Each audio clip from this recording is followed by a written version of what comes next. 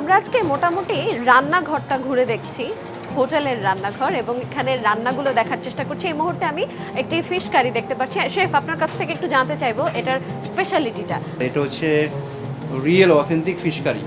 আমরা হচ্ছে আইড মাছ যেটা নদীতে হয় ওই ফিশটা ইউজ করে থাকি। এটা আমাদের কিছু কিছু সময় যে গেস্ট চায় যে একটু লোকাল ফুড খাওয়ার জন্য, একটা বাংলাদেশি একটু খাবার, বাংলাদেশি ফ্লেভার খাওয়ার জন্য, তো এই জন্য আমরা শুধু রসুন এবং চপ অনিয়ন এটা দিয়েই একদম লাইট মাইল্ড স্পাইসি ইউজ করা হয়। এটার মধ্যে সবসময় অলিভ অয়েল ইউজ করি। আমাদের দেশি ফিশও আমরা little bit of butter use করি, যেটা নাকি আমাদের ফুডটার জায়গাটা বাড়ানোর জন্য। আচ্ছা, এটার খুবসুরতিটাকে সামনে আনার জন্য আমরা বাটার ইউজ করি।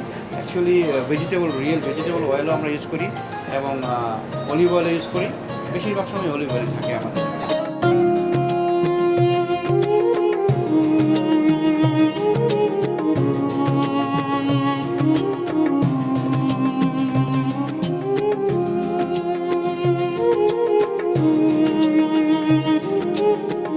আমরা এখন যেটা রেডি হতে দেখছি এটার নামটা কি? এটা হচ্ছে শর্মা, চিকেন শর্মা। আচ্ছা, চিকেন শর্মা রেডি হচ্ছে। এটার স্পেশালিটিটা কি? চিকেন শর্মা তো সবাই এটা খায়। Same like Arabic dishes. এটা লেবানন থেকে আসছে আমাদের এই পূর্ব এশিয়াতে। তো এইটাও খুবই হেলদি একটা ফুড, আর এটা রামাদানের সময় খুব ভালো চলে, যেহেতু অ্যারাবিক টাচ। এই জন্য এটা খুবই স্বাচ্ছন্দ্য বোধ করে মানুষের খেতে, সবাই পছন্দ করে।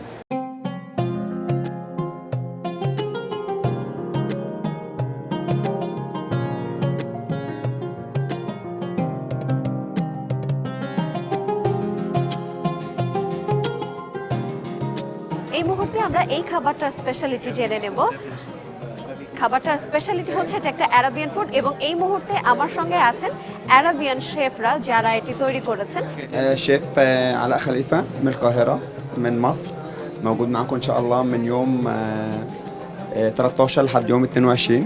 هنا في الفندق هنأكل كل الأكلات، هنقدم كل الأكلات المصرية، المحاشي والمشويات والطواجن والرز والمقبلات والأبيتايزر. إن شاء الله بإذن الله يعني هننقل لكم المطبخ المصري هنا، هنكون موجودين مع بعض، وكل سنة وأنتم طيبين ورمضان كريم إن شاء الله. এক্স্যাক্টলি উনি বলেছেন যে আমরা এটা তৈরি করেছি, এবং আমাদের নেক্সট একটা ফেস্টিভ্যাল আছে যেটা হচ্ছে 13 মার্চ থেকে শুরু হবে, 23 মার্চ পর্যন্ত চলবে। এটা হচ্ছে টোটালটাই অ্যারাবিক ফ্লেভার এবং অ্যারাবিক এভরিথিং, সব কিছু মিলে অ্যারাবিক। আর এটা আমাদের 10 দিন পর্যন্ত এটা চলবে। এই জন্য আমরা স্পেশালি ইজিপ্ট থেকে, আমরা ইজিপ্ট রেজেন্সি থেকে আমরা দুজন শেফ এনেছি। ওনাদের নিজের হাতে এটা তৈরি করবে।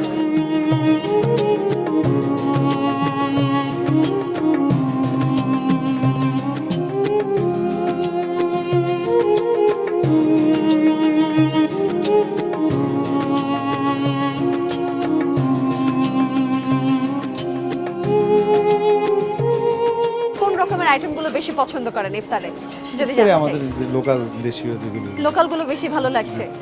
বুফে আইটেমে এত আইটেম থাকার পরও লোকাল আইটেমগুলোর দিকে কেন ঝোঁক কাজ করছে, যদি জানতে আমরা চাই? খাই সব সময় জন্য। খায়। সাধারণত বাসায় যেটা হয় সেটাই সবচেয়ে বেস্ট।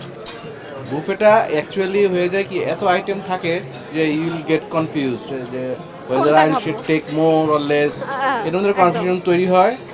ওইখানেই একটা রেশনালিটি আনতে হয়, যে রেশনালিটি আনতে পারে তার জন্য ভালো।